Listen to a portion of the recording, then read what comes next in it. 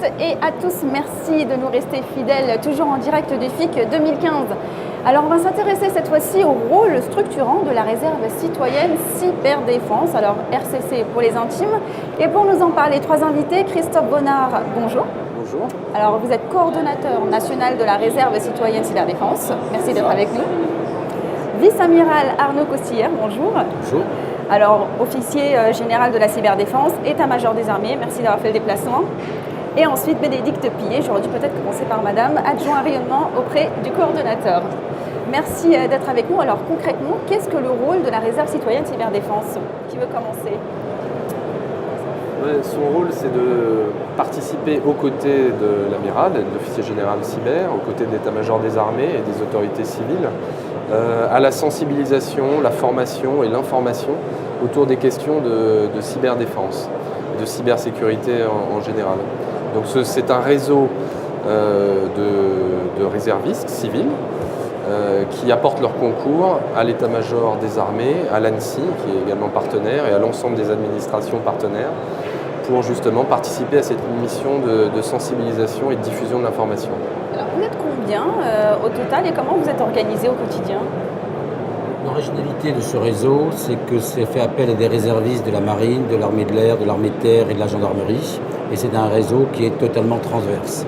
Et c'est le premier réseau totalement transverse de la réserve citoyenne, qui est un cadre qui existe depuis longtemps. L'autre originalité, c'est que nous avons un comité exécutif qui conduit les actions de cette réserve, que je copilote avec M. Christophe Bonnard. Et dans ce comité exécutif, on a à la fois des représentants des grands organismes de l'État qui sont participants, principalement la DGA, l'état-major des armées et qui représente toutes les armées, l'Agence nationale de sécurité et système d'information, puis le ministère de l'Intérieur qui est aussi présent.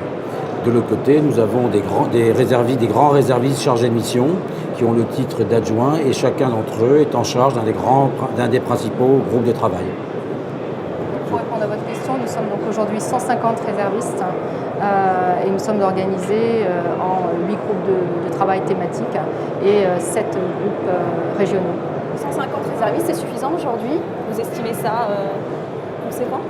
Pour un réseau qui fait de la sensibilisation, qui fait du rayonnement, ça fait 150 personnes actives qui peuvent, de par leurs relations, de par leurs compétences, en mobiliser beaucoup plus. Parce qu'autour de ce réseau, il y a tout un réseau de sympathisants, d'amis qui participent, pour certains d'entre eux aussi, à des groupes de travail. Voilà. Donc on n'a pas souhaité non plus l'ouvrir pour arriver à faire des chiffres 300, 400. On a beaucoup de gens qui se présentent, qui aimeraient rentrer dans ce réseau, mais pour l'instant, on reste dans un réseau plutôt resserré, le cœur d'un petit noyau de gens à qui on peut donner des missions de confiance. Certains de ces réservistes sont habilités confidentiels défense et peuvent mener à notre profit, nous apporter leur expertise et travailler directement à mon profit, au profit du directeur de l'ANSSI. Alors ce qu'on sait pas, c'est que tout le monde peut devenir réserviste, parce qu'il y a les réservistes citoyens et les réservistes opérationnels. Concrètement, la différence entre les deux, c'est quoi? Là, on parle d'une réserve citoyenne, très clairement, pour la réserve cyber. Et j'ajouterais un point, c'est que on ne souhaite pas, l'amiral a dit, augmenter inconsidérément le nombre de réservistes. La qualité avant la quantité, on l'a voilà, bien compris. on souhaite des gens très très motivés, très investis, parce que par ailleurs, ce sont des gens qui ont des activités professionnelles chacun dans leur domaine, qui ont généralement tout un lien avec le domaine de la cyberdéfense et qui prennent sur leur temps et qui s'engagent pour, de façon tout à fait bénévole, apporter leur concours à l'action de la réserve. Bien sûr, quand je dis tout le monde, c'est dans l'absolu. Tout le monde peut conquérir, peut devenir réserviste. Le statut de réserviste citoyen est le statut de bénévole de service public. Donc il y a un recrutement qui est un peu administratif, bien sûr, il y a des actes, mais il est moins lourd, moins compliqué qu'un recrutement pour un réserviste opérationnel. Un réserviste opérationnel, c'est un autre statut, c'est en gros un professionnel à temps partiel qui vient compléter les forces du ministère de la Défense pour 10 jours par an, 20 jours et jusqu'à 120 jours. Donc dans ce domaine-là, nous travaillons aussi sur une réserve à vocation opérationnelle pour la cyberdéfense, qui sera organisée bien sûr avec un échelon de commandement qu'on mettra probablement en région rennaise et des entités par région.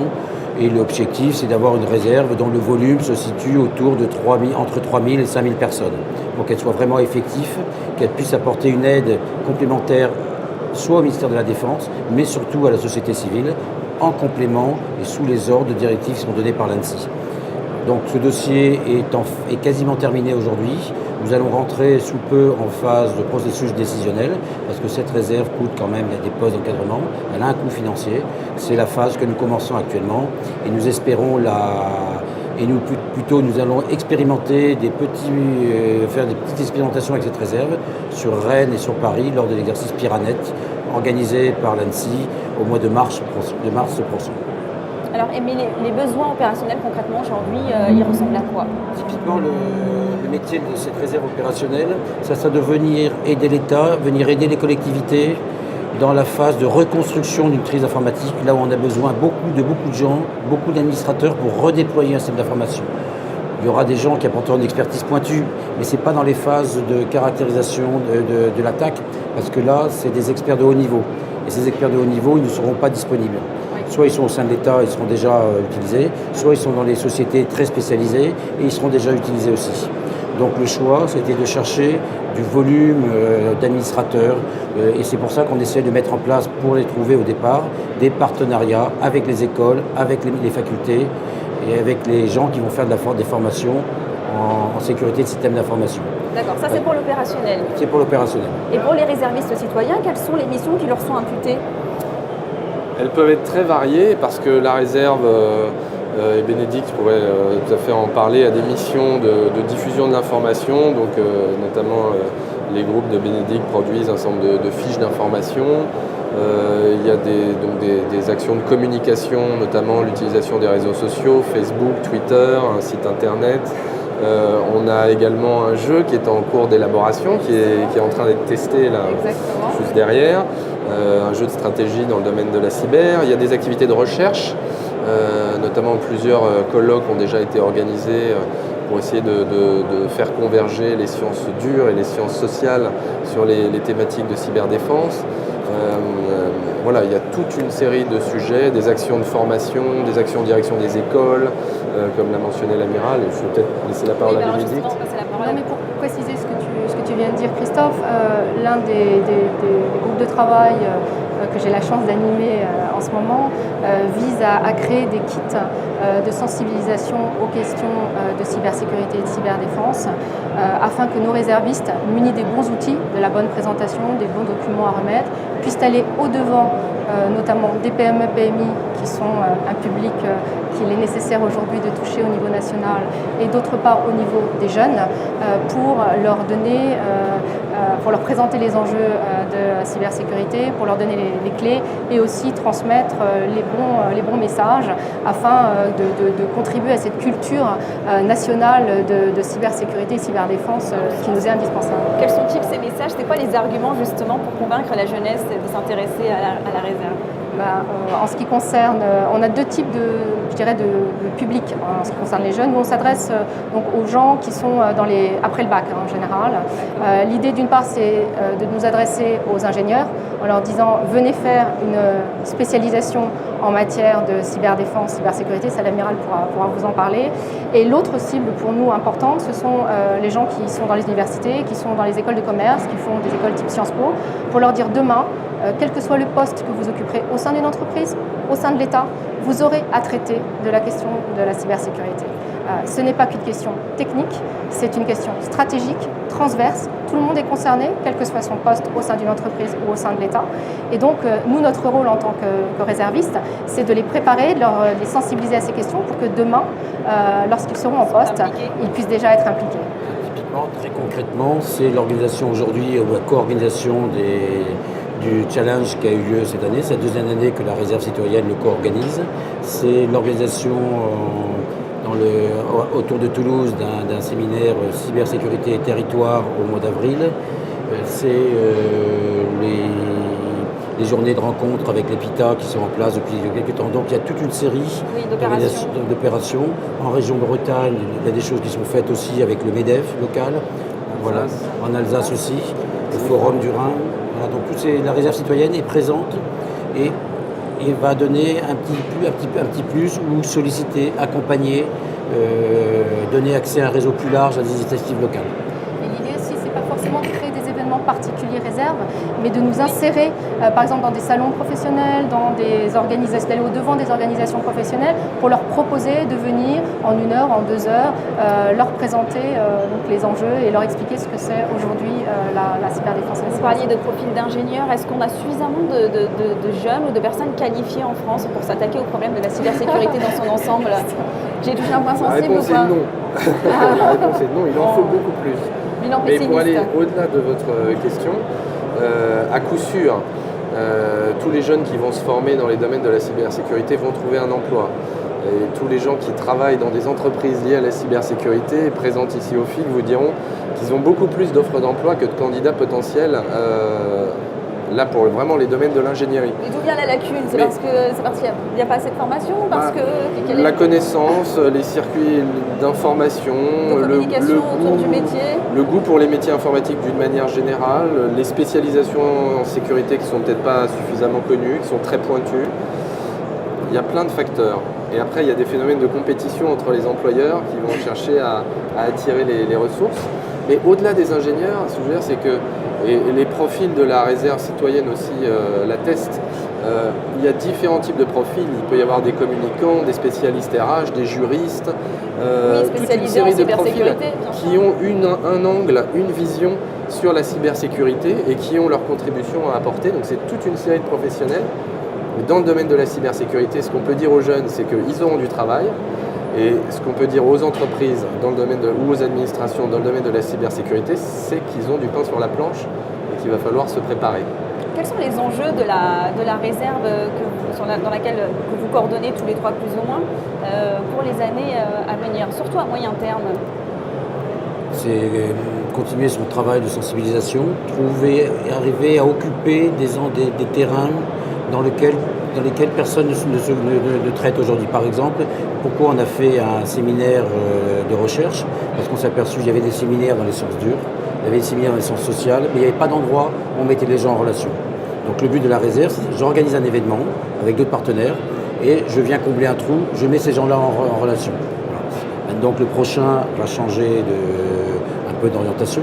Donc c'est bien être un facilitateur, ne pas aller dupliquer ce que font les autres, mais grâce à l'expertise et la largeur de vue qu'ont tous les membres des réseaux, des politiques, des juristes, des journalistes, comme l'a dit Christophe, et des experts du domaine, c'est de voir quels sont les endroits qui ne sont pas occupés par quelqu'un. Il y a des lacunes. Où il y a des lacunes. Là, on mettra l'effort sur ces lacunes. Là, en ce moment, c'est la sensibilisation, c'est l'équipe de communication. C'est mieux faire connaître aussi tous les documents que l'ANSSI met en ligne. C'est pour ça que le réseau Twitter est important, parce qu'immédiatement tous les documents sont retweetés sur l'ensemble des réseaux des réservistes, qui eux-mêmes sont dans d'autres réseaux professionnels, qui retweetent. Nous, il y a une lettre en information de la réserve qui est émise gratuitement tous les mois, avec des petites études, avec un certain nombre de choses. Le but, c'est de rayonner. Si quelqu'un fait ça mieux que nous, on s'arrêtera de le faire, je pense, parce que là, la réserve citoyenne aura atteint son but. Et à l'heure où on parle de restrictions budgétaires un peu partout, est-ce que vous avez suffisamment de moyens aujourd'hui, humains, financiers, justement ambitionner tous les projets que vous avez en tête, créer tous les projets que vous avez en tête? On n'a jamais assez de moyens. Bien sûr, on n'en a jamais assez, mais est-ce qu'on a de quoi faire au moins le minimum? La réserve citoyenne est partie d'une démarche, d'une aventure humaine au départ. Et on est monté tout petit, tu faisais partie des fondateurs. Luc-François Salvador était un des fondateurs. C'était une rencontre et une idée. Donc elle a germé doucement au cours de l'année 2013. L'année 2014, c'était l'année plutôt du recrutement, et 2015, ça va être l'année de l'approfondissement, avec un site internet qui va arriver, des moyens financiers un peu supplémentaires, parce que c'est avant tout des bénévolats de service public, et l'action de la réserve sera efficace si les réservistes citoyens chargés de mission conduisent les travaux qu'on leur confie. Je pense que l'actualité aussi aide à cause de cette actualité, justement. Il y a eu de plus en plus d'attaques, donc forcément la cybersécurité est peut-être arrivée au devant de la scène. Le gouvernement s'y intéresse un peu plus sérieusement. Est-ce que ça vous aide? La réserve citoyenne a joué un rôle en expliquant à ces différents réseaux la gravité exacte, ce qui se passait exactement, pour éviter justement qu'on utilise le mot de guerre partout. La cybercontestation de la semaine dernière, ça n'a rien d'une guerre. rien d'une guerre. C'est comme si on parlait d'une manifestation avec 2-3 tags dans la rue et on disait que c'est une guerre. On n'est pas encore Voilà. à l'ère de Donc la ça, cyberguerre. Par contre, il faut expliquer, il faut faire de la sémantique, il faut faire comprendre. Une attaque contre le monde, c'est une vraie attaque. Donc voilà, il ne faut bien pas se tromper pour qu'on ait une bonne appréciation de la menace cyberdéfense, de qui le fait, est-ce que c'est grave, est-ce que c'est pas grave. Et là, comme vous voyez, ça repose aussi sur la mobilisation de bénévoles. Donc, pour répondre aussi à votre question sur les moyens, on a la chance d'avoir des réservistes très très engagés, vraiment, puisqu'au départ c'est un engagement citoyen, personnel, bénévole, et on a vraiment la chance d'avoir des réservistes, comme je dis toujours, qui sont exceptionnels. Justement, pour les moyens, ce que ce Christophe Bonnard nous a proposé de mettre en place et ce qu'il a mis en place, c'est une association des amis de la réserve citoyenne. Justement, pour pouvoir avoir des moyens que ce réseau bénévole puisse faire remplir la totalité de ses missions, en plus du soutien que nous leur apportons. Non seulement des bénévoles, mais en plus des mécènes. Voilà. Donc vraiment, là, je crois que l'état-major des armées a trouvé la martingale. C'est effectivement une très bonne idée. Dernière question, quel bilan finalement aujourd'hui vous tirez de la réserve cyberdéfense que vous avez mis en place en 2012? On rappelle qu'elle a été créée en 2012, mais elle a été présentée en 2014 au FIC. Un bilan remarquable puisque vous avez à peu près 150 personnes, généralement en poste de responsabilité, passionnées par ce domaine et qui sont prêts à apporter beaucoup de leur temps libre. Et une série de réalisations très très concrètes, très concrètes. Le jeu, les séminaires, les planches, la présence sur le salon, le rayonnement. Un bilan absolument remarquable. Et moi, je remercie vraiment profondément l'engagement de tous les réservistes citoyens pour aider à l'émergence d'une posture nationale où on comprenne bien ce qu'est la sécurité. Le ministère de la Défense a apporté son cadre juridique, son cadre administratif. C'est vraiment des réserves qui travaillent au profit de la DGGN, au profit de l'ANSSI aussi. C'est l'ANSSI qui porte cette mission de cybersécurité et le ministère lui apporte des outils. Merci beaucoup pour votre intervention, pour vos interventions. Merci pour vos engagements. Alors, on rappelle les invités. Vice-amiral Arnaud Costillière, merci d'avoir fait le déplacement. Christophe Bonnard et également Bénédicte Pillet. Merci à vous de nous avoir suivis en direct du FIC. À bientôt.